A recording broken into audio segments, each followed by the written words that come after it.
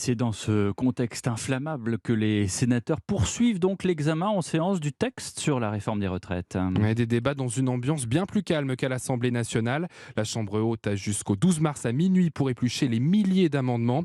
Alexis de la Fontaine, comme au Palais Bourbon, ce temps imparti risque bien d'être insuffisant. Oui, avec 4 700 amendements contre 20 000 à l'Assemblée, le Sénat risque quand même de manquer de temps.